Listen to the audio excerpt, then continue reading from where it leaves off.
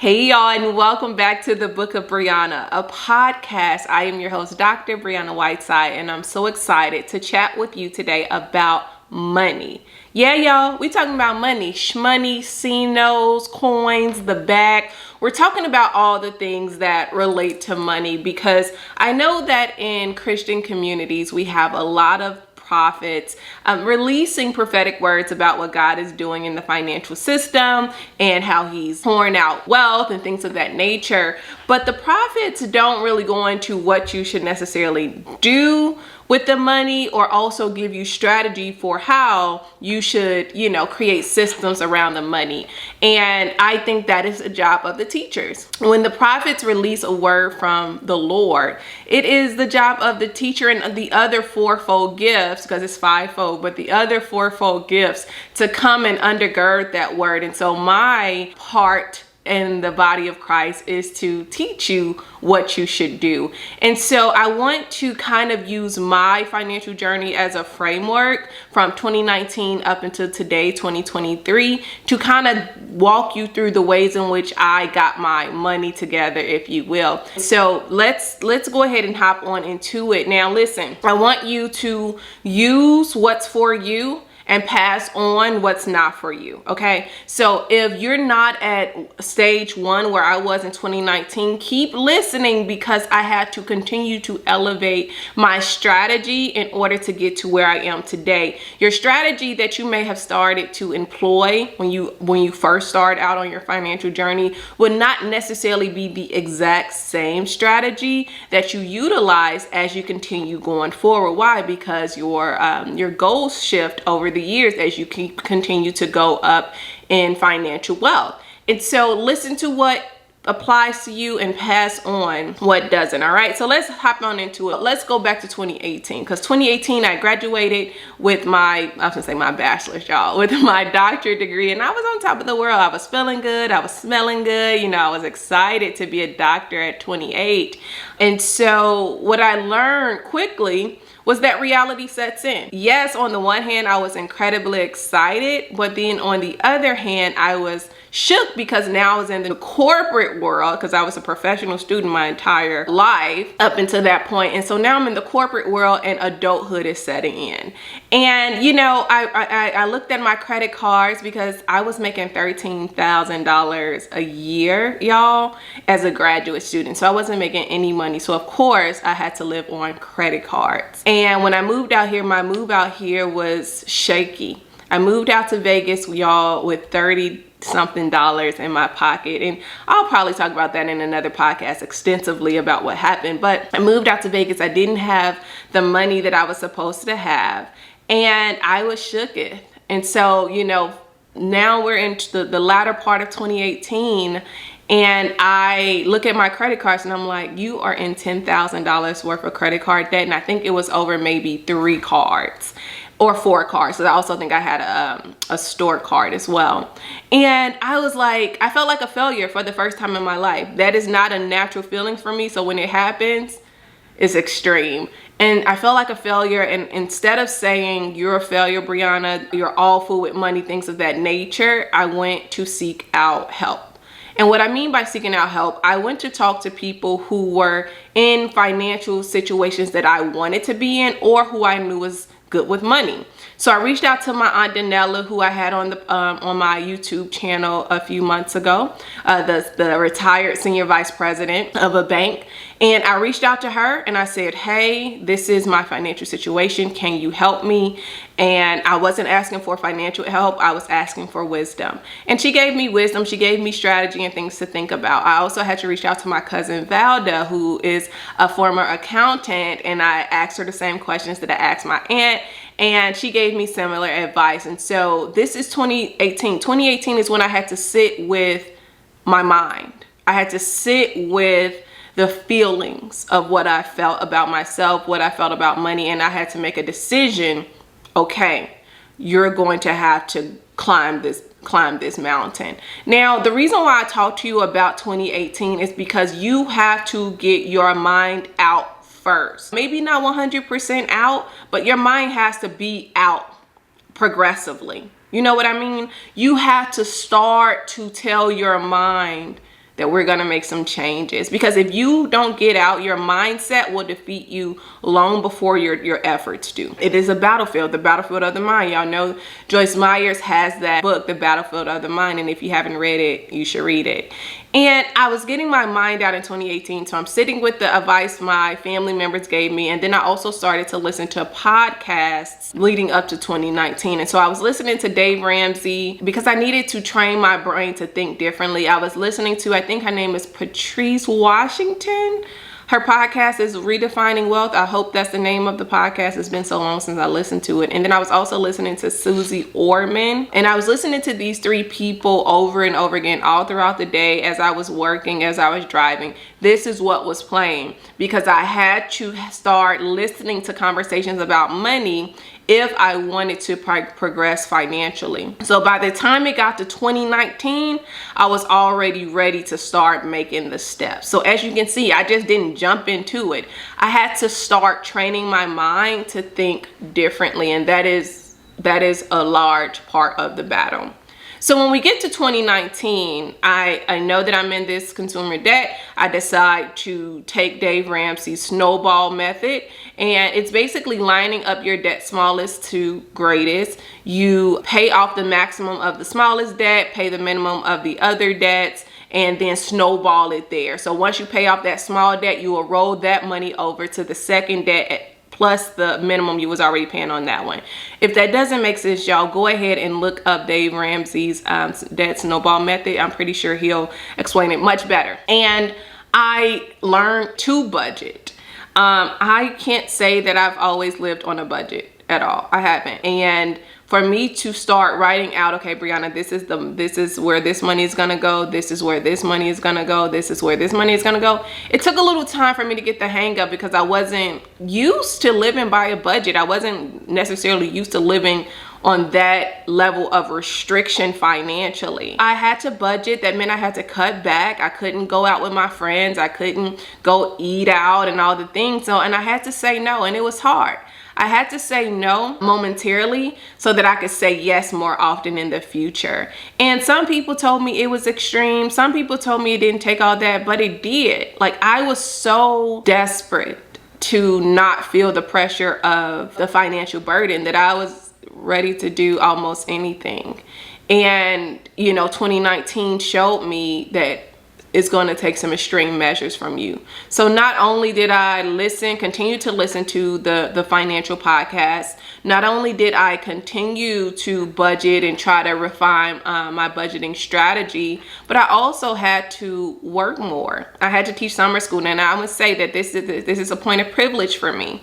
Because I am a tenure track professor, we don't necessarily teach in the summer. So if we pick up extra classes to teach, we get paid extra money, right? And so all of the extra money that I had, y'all, I threw at the debt. It's so fascinating because I think after bills, I was living on $500 a month, which is like on the months that had 5 weeks, it was $100 a week. This is including gas, this is groceries, all this stuff. So you can see how restricted I was. And then on the months where I had 4 weeks, I had a little more wiggle room, but it taught me discipline. And I gave myself a year to climb out of this consumer debt, and I really got out of it in 8 months, August. So if you scroll down my Instagram page, if you're not following me, you should. It's the Book of Brianna.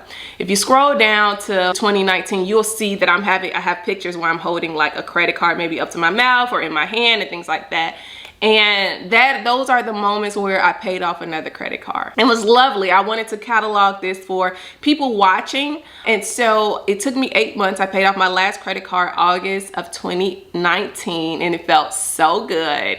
And I was grateful. I was feeling myself. I ain't even gonna hold you. Now, as far as savings in 2019, because I was following loosely what Dave Ramsey was teaching, I had saved $1,000 before I started, aggressively attacking my debt. So I only had $1,000 in my savings account, which was way more than I ever had before. I only had $1,000 in there. And so Dave Ramsey teaches, hey, I know $1,000 isn't enough to cover an emergency, but you need to know that, you need to feel that, and also you need to have that money there. So I had $1,000 in my savings. I was no longer in consumer debt. I was super excited about my progress, and after that, I was like, all right, I chilled out for a little bit. And then when we get to 2020, this is before I knew what the world was about to do in 2020. When we get to 2020, I had this brilliant idea of let's save $10,000. You were in $10,000 of consumer debt, you've gotten out of it, so go ahead and save your first $10,000.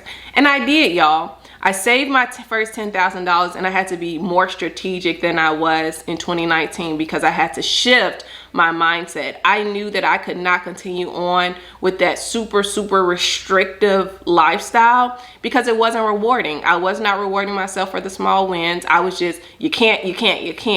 And now I had to shift my mindset from you got to get out of debt mindset to it's time for you to build financial wealth mindset. Those are two different focuses. Those are two different perspectives, and you will feel differently about each one. When I was trying to get out of consumer debt, I was crying a lot. I was frustrated. But when I started to try to build wealth, it was more exciting. And so I tell you that because I had to shift my mindset in 2020, even in the midst of what the world was doing. I had to shift my mindset in 2020 because it was necessary for my progression.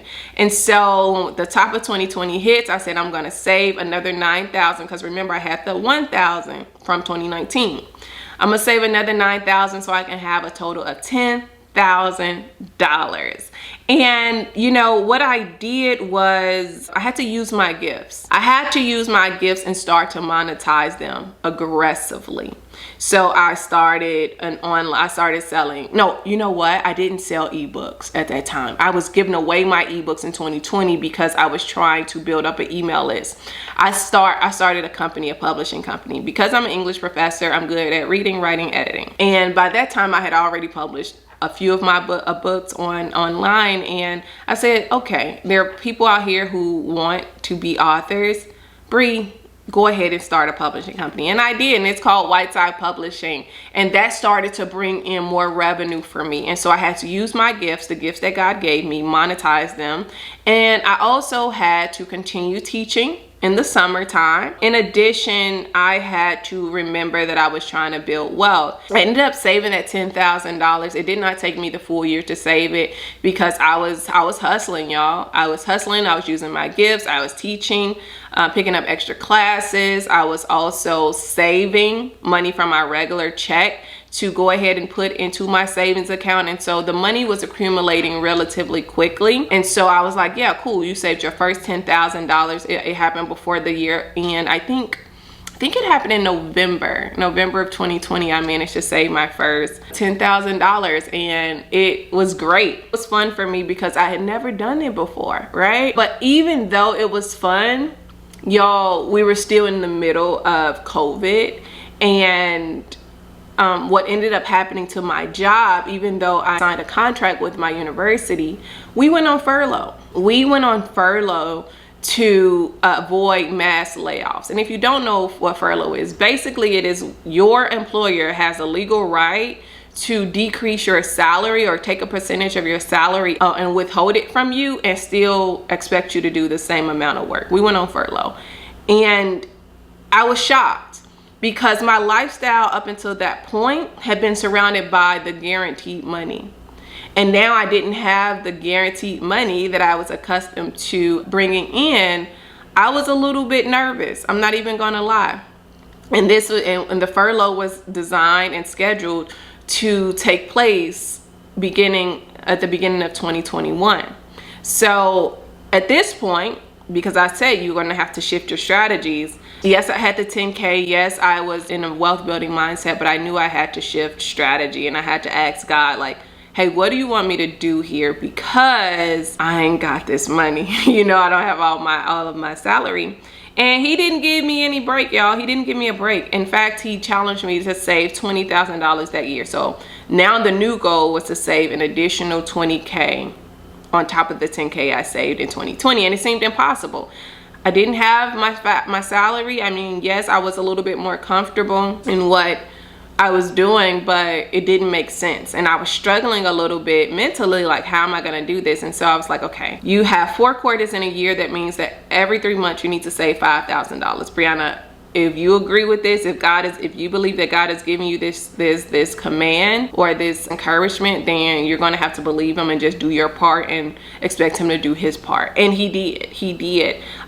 Towards the end of 2020, I was starting to learn about the stock market, starting to learn about investing, starting to learn about trading and all of these things.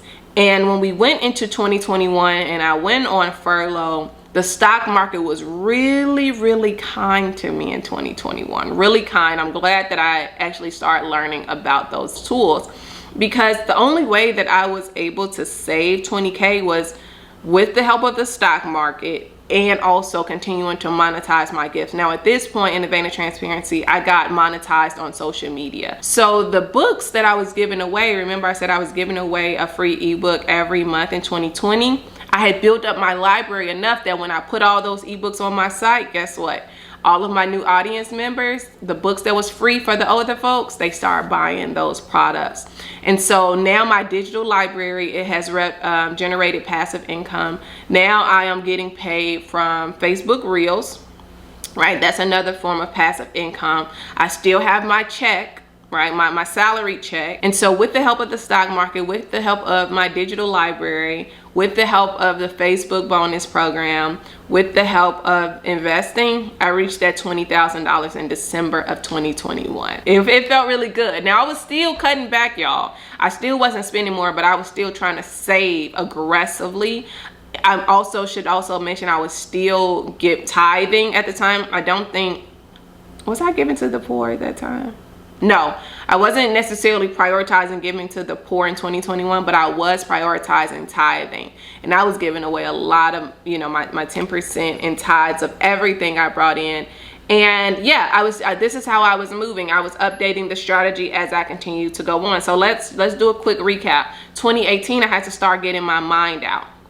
2019, I started implementing budgeting, working more, monetizing my gifts, paying off the consumer debt, right? 2020, I was focused on saving in my regular bank account.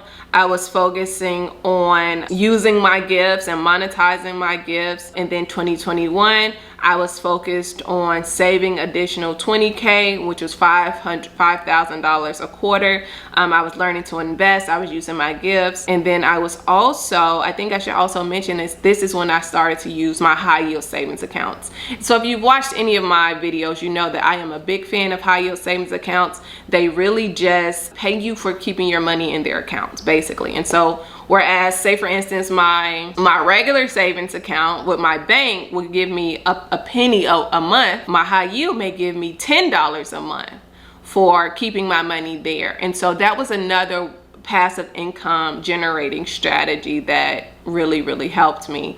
And so I am focusing on my high yield savings account because I was putting my, the 20K when I was building up, I was putting it there so that it will continue to generate revenue. And then let's go on to 2022. In 2022, I don't think I had a strategy for 2022 because, at this point I have 30K. And I don't know nobody with liquid cash of 30K. I was just gonna chill. I wasn't gonna save nothing. I was finna live and enjoy it and just chill. And then God kind of was like, hey, no, you're not. No, you're not. No, you're not. And it's in quarter one of 2022, using my gifts, I started contracting with other companies and I grossed in Q1 an additional 40K. That 40K set the ball rolling in other areas of my life. And so in 90 days, I grossed $40,000 on top of my salary, at my monthly salary, right? And so that meant that because I came into a lot more money in 2022, I had to switch what I was doing. So at this point, because I don't want to, just jack this money off, I don't want to just be out here balling, I didn't. I said, okay, what do you need to do with this money, Brianna? First and foremost, I said I needed to hire a CPA. I knew my taxes was going to look different. I knew that I was going to continue to run my company. I knew that the ebooks were going to continue to sell, all of these things. And so I said, all right, cool, you need a new strategy. So not only did I hire a CPA, I also started investing in a Roth IRA. Now, my favorite Roth IRA is Fidelity, just because I really like them. And at the time I was looking for Roth IRAs, they were giving, like, you deposit $100 and they was giving you $100. And so I opened a Roth IRA. I was trying to get as close to the maximum contributions as possible. And I must also say that one reason why I opened the Fidelity Roth IRA was not necessarily out of necessity. I have a retirement account with my employer. They take out 15.5% of my check and they put in there into the retirement. We have mandatory retirement here. And the good thing about that account is that they give me 100% match. So if I'm putting in 15.5%, the university is also putting in 15.5%. And so I had already had a retirement account open at 2018 with the beginning of my employment. And so it's not that I necessarily just needed a retirement account. I wanted one that I could manage for myself, right? And so I opened up this Roth IRA. I already knew how to invest, and that's basically what it is. You're investing post-tax dollars into this account, so you don't got to pay taxes on the back end. And so I opened the Roth IRA. That was a new financial strategy. I also opened another high yield savings account. And so, you know, the first high yield savings account that I was focused on in 2021, which is Amex, I opened Capital One in 2022. And the reason why I opened Capital One in 22 is because they was giving a higher interest rate than my Amex. Love both of them, but I was trying to get into the fastest moving vehicle, and the fastest moving vehicle with the most amount of money that they was giving back was Capital One. And I was like, I love Amex, still got them, but I'm gonna also open Capital One. And I was also a card holder with Capital One as well, and so it wasn't really a big deal. And so recap, y'all know I opened the Roth IRA, do the maximum contribution. I also opened my Capital One account, and I'm focusing on saving in that account, and I did reach that goal. And I was also investing lightly. Now I do have two brokerage accounts for stocks and 2 brokerage accounts for crypto. And so I was moderately investing in 2022 because, one, the market went down. Okay, it went down. Everybody's portfolio was down. We was hurting in 2022. I was moderately investing because my focus now was aggressively saving in the high yield interest rate account. And so moderate investing, high yield savings account, and retirement. Those are my 3 primary focuses. And then everything else kind of continued to just bankroll. Also in 2022, I put all my bills on auto pay. For the first time in my life, y'all, your girl went to auto pay, and it felt good. Like, my bills are still on auto pay. I don't want to think about it. If I know the money's gonna be there, I'm not even finna trip on y'all. The money's there, go ahead and draft it. So I felt like I was making boss moves, you know what I mean? But as you can see, every year I had a different focus. So let's go into 2023, the year we're in right now. We're in Q3 of 2023, right? And this year I have been solely focusing on saving in my new high yield savings account. So I know y'all probably like, girl, why you got so many high yield savings accounts? Because interest rates are sky high, and I wanted to know who gonna give me the most money to park my money there, okay? And so I have opened a Marcus account, which is a high yield savings account with Goldman Sachs. And currently at the time of recording this, they're giving 5.15% APY, which is the percentage of money that they will pay you for keeping your money there.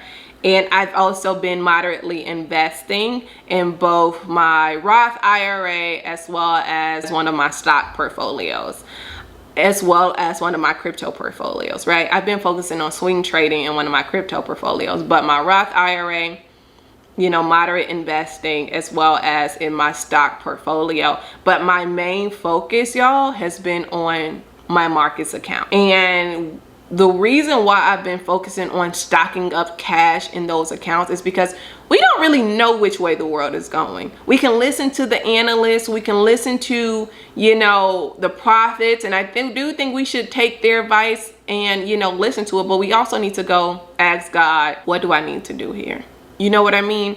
And what I got, the sense that I got, was the strategy that I employed for this year. You need to stock up on your cash, moderately invest, and swing trade where you can. That's my strategy for 2023. No one has given me that strategy but God. You know what I mean? So yes, while I listen to the prophets say this is what the Lord is saying, and I believe them, my strategy is tailored toward what God is saying about my life. So yes, globally, yes, listen to the analysts. Globally, yes, listen to the prophets. But specifically, after you get the strategies from the teachers, you need to go to God and say, what is the specific strategy for my life? And that's the strategy that I've been employing. You know what I mean? Like, I have been employing very specific strategies based on where I'm going in life and what God is doing. It's not what everyone else is doing. No one told me what to do but the Holy Spirit, and that is what I did. And so, as you can see, over the last few years, and it's only been a few years, over the last few years, I've gone from having a mindset of lack to saving my first 10K, to saving my first 20K, to saving way more than that, to opening a Roth IRA, to investing moderately, thinking about the future, all of these things, because they're necessary. I can't just be out here living however I want to live, right? Having fun, YOLO, traveling the world, which I do think you should reward yourself with those things. But if you got to come home and beg for your necessities, that's a problem. When you come home from these trips and you got to worry about how you're going to live, that's a problem, right? And that just shows poor financial stewardship. And it doesn't matter if, you weren't taught this at home. The Bible and the Holy Spirit are your best teachers. So you got to let go of the excuses of, I didn't learn this, nobody told me this, because if you wanted to know, God will show you. Just like he showed me. Just like we went step by step. It wasn't, an elevator ride up for me financially. No, it was step by step.